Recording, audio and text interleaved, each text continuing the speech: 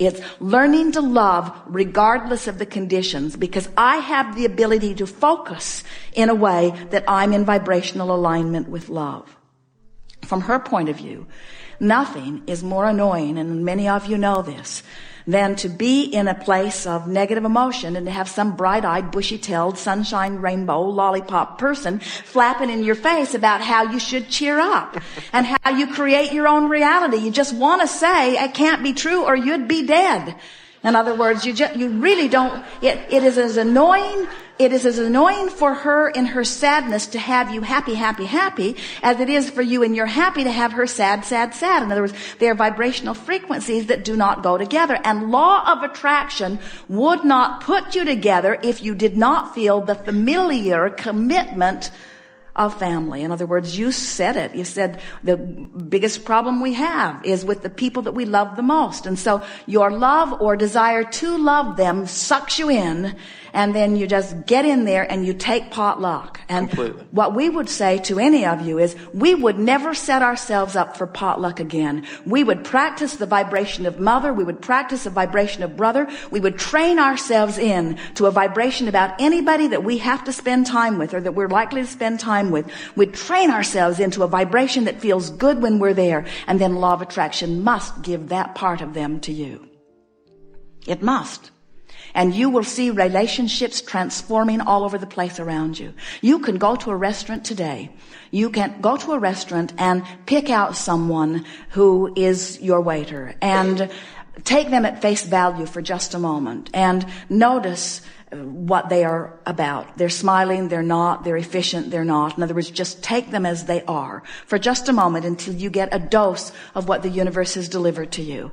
And then sit there together with your paper and literally together write a sequence of positive aspects as far as you can see them or imagine them about them. Compliment them in your mind for being here at work. Thank them for their willingness to provide this valuable service for you. Feel appreciation for their appearance, or in other words, just look for things and make the list, and then watch the difference right before your eyes of the way they begin to respond to you. In seconds, you can transform relationships. And now that's easy. That's a stranger because you don't know what they said to their wife yesterday. You don't know that they beat their dog when they were 12. You don't know that they tore the wings off flies. In other words, you don't know anything about them. You only know what little bit you are perceiving. And so it's easy for you to make your list of positive aspects. It's easy to vibrate in vibrational alignment with who you really are with people that you don't know very well. But those people with whom you have long history, you've got a scar relative to that, don't you? In other words, you have a vibrational memory that you have to replace with something that is new. 30 days is the most we have ever seen it need to take. You don't have to be patient when you've got the law of attraction on your side. In other words, when you care about how you feel and you're willing to line up your energy, you can find that newfound vibration. So here's another thing that we notice is that the majority of sadness that most people feel over the people in their life is not as a result of what's happening right now in their experience. Right. It's the stuff they're remembering. It's the stuff they're imagining. It's the stuff you're playing over and over and over in your mind. In other words, one woman, we teased her. She was talking about someone she was having a hard time with, and we began looking under her chair. We thought that maybe the person had snuck in the room with her and was here giving her a hard time. Yeah. And the person was nowhere near her. She hadn't even seen her in months, but she was still aggravated in her energy over this, you see.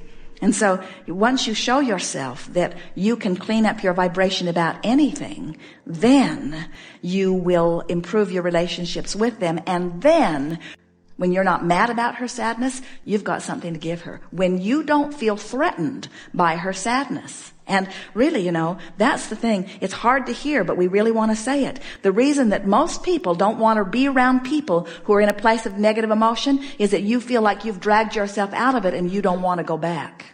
And so you resent everybody that's there. But once you've learned the forking technique, once you've learned the closing the gap technique, once you understand that you're eternal, once you understand that where you are is where you are, and it doesn't matter where you are, you can get to anywhere you want to be from where you are anytime, then you stop worrying about where somebody might take you. You just don't worry about it. So what if she makes you sad for a minute? You know what to do. And in time, in not very much time, she will begin saying things to you like, I feel better when I'm with you than anybody. And I know I still complain a lot, but I don't complain as much when I'm with you as when I'm with others. And I don't quite know why that is. And she'll begin saying, I so look forward to being with you. And not like them. I don't really like being with them, but I so look forward to being with you. And about the time that she begins saying things like that, you can begin telling her what your secret is. And that's why we're encouraging you got to train the way you look so that when you look at her, it's beneficial what she sees. Now let's go back to what we talked about earlier, because this is so appropriate to this. So this teacher sees this little child who has a debilitating disease. And it's so apparent that he cannot take his eyes from it and wishes to help her overcome it. But his biggest concern, your word too, with her, is that she is shy beyond shy, and she will hardly even look up and have a human interaction with anyone. And when we explain to him that the reason she doesn't look up is because she doesn't like what she gets back. Now this is a dramatic, exaggerated example of what you're talking about. But when you see someone, when someone has spent a long time convincing you that they are sad and that they are justified in it until you are actually convinced that it is true, so that when you look at them, that's what you see, now they have rendered you incapable of being of any real value to them. And so the real value that you provide anyone is when you maintain your unconditional connection to who you are, which takes work. In other words, it's easy to just look out and see something and have a knee-jerk response to it. It's not so easy to look out and see something and have a knee-jerk response to it and give birth to what you really want and then train yourself into what you really want while this knee-jerk responsing thing is still knee-jerk responsing all around you. In other words, it takes some doing to hold yourself here when this is flapping around in such visual appearance here. But you're giving her less of you than is really potentially there. So then you gotta say, for her sake and for yours, but it's for your sake that we want you to do it for, you gotta say, I've got to find another way of approaching this. So you have your experience with her, whatever it is, and you let it play out however it does, because once it gets rolling, it's gonna play out. But you say to yourself all along, you say, I'm gonna write about this. This is one of those that I'm gonna deal with. I'm going to close the vibrational gap on this one. I'm going to apply every process in the book. I'm going to close the vibrational gap on this one. And then you say, I love being with you mostly. And next time we get together, it's going to be really, really good. That's a promise you say to her.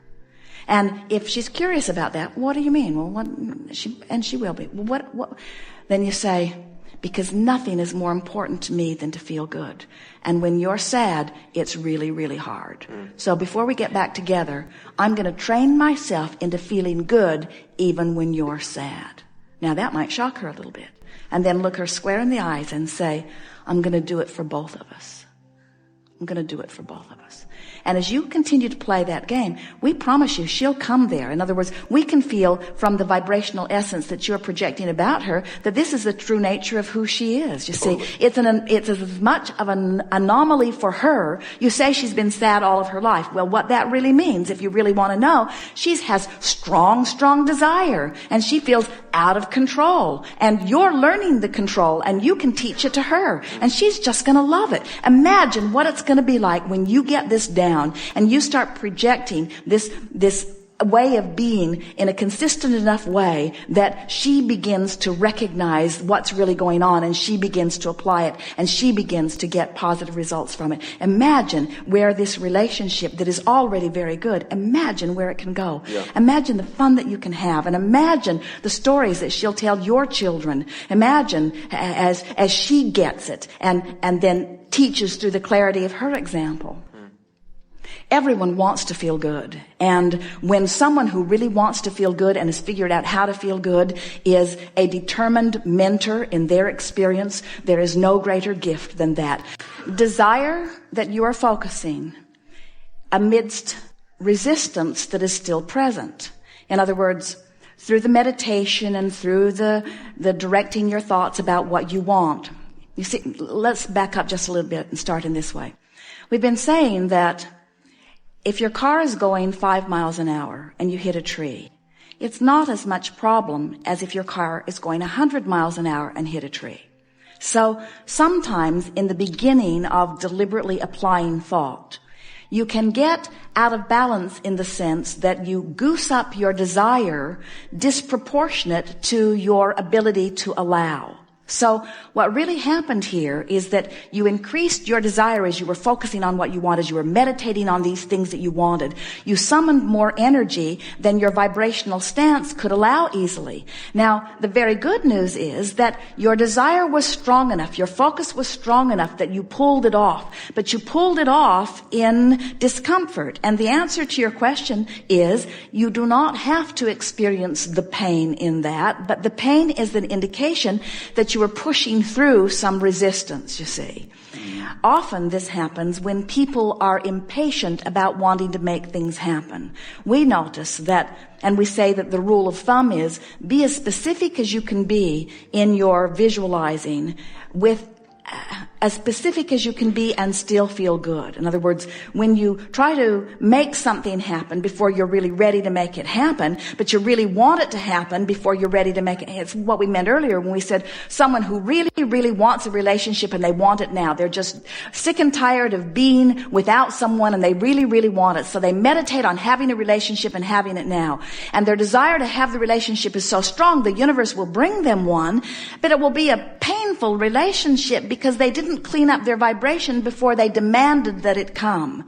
And so what we're really wanting to say to you is that during your meditations, if you can just apply one statement and mean it as you say it, all things in perfect time. In other words, universe, I know that you have broader view, and I know that you know everything that I want. I know that you know what's waiting for me in vibrational escrow. I know you know what my vibrational state of allowing is. I'm working to bring myself into vibrational alignment with what I'm wanting. So yield to me as much as is possible in a comfortable way. And that's the way it will come to you. Really, it is. That those are the best words that you could have spoken about it. Trying too hard.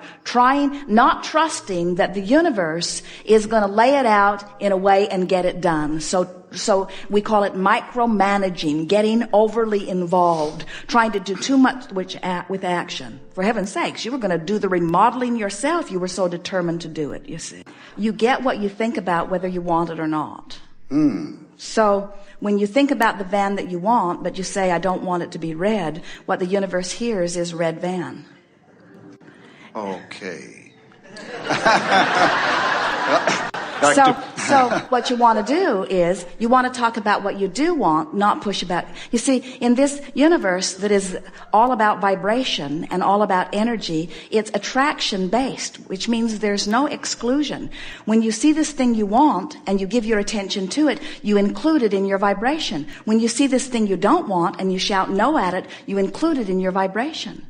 So shouting no is just a way of saying yes to things you don't want.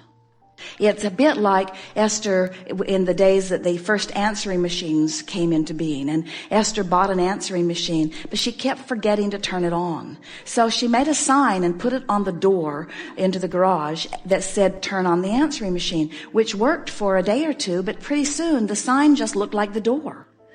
In other words, it lost its impact. And so what happens as you listen more and more, it becomes sort of ludicrous. Don't you find it almost hysterical how they say to you, here is a remedy for this, and then they say, da da da da da da da da da da. Yes, but it could cause this and this and this and this and this. Blindness, constipation, vomiting, dizziness. All of them. And then Esther says, ooh, yummy, give me some of that. In other words, who wouldn't want that? In other words, you begin to make fun of it. Who wouldn't want all of this bonus stuff that comes along with that, you see? And so in time, it's beginning to have a sort of backlash because you are so indoctrinated with it that it is no longer having the impact that it did when those threats and scares were new. Your war on terror will begin to be the same way in time. Yeah, so if you're as your own personal experience does not balance with the representation that they are giving you.